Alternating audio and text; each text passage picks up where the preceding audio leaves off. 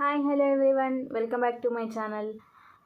ప్రతి ఒక్కరికి కూడా స్టార్టింగ్ ట్రబుల్ అనేది చాలా ఉంటుంది. అంటే ఒక పనిని చేయాలంటే దాన్ని స్టార్ట్ చేయాలా వద్దా, చేస్తే టైం పడుతుంది, పనిని చూసి భయపడుతూ ఉంటారు. కానీ స్టార్ట్ చేయడం చాలా ఈజీయే.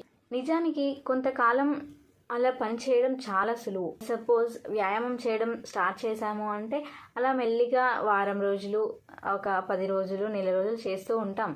అక్కడి వరకు ఓకే. కానీ దీన్ని కొంతకాలానికి శ్రద్ధ పెట్టడం చాలా సులువు. ఇదే పనిని దీర్ఘకాలం కొనసాగించడమే చాలా కష్టంగా అనిపిస్తుంది.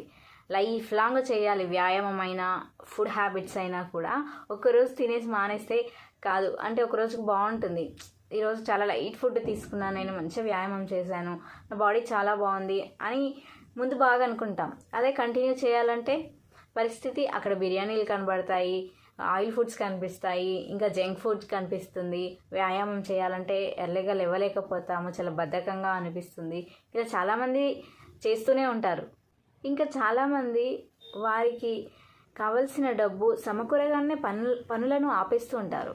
అలా వ్యాయామం చేస్తూ కొంత బరువు తగ్గిన తర్వాత ఇంకా నాకు చాలు అని ఆపేస్తుంటారు. చేస్తున్న పనిలో స్వల్పంగా ఒక విజయం వచ్చినా కూడా ఇంకా నేను గెలిచాను అన్న ఆనందంలో ఆ పనిని ఆపేస్తూ ఉంటారు చాలా వరకు. తాత్కాలికంగా వచ్చిన విజయాన్ని చూసి ఇలా ఆపేయకుండా దీర్ఘకాలికంగా చేస్తూ ఉంటే ఇంకా చాలా ఎక్కువ విజయాలు ఉంటాయి. అసలైన గెలుపును కూడా రుచి చూడొచ్చు.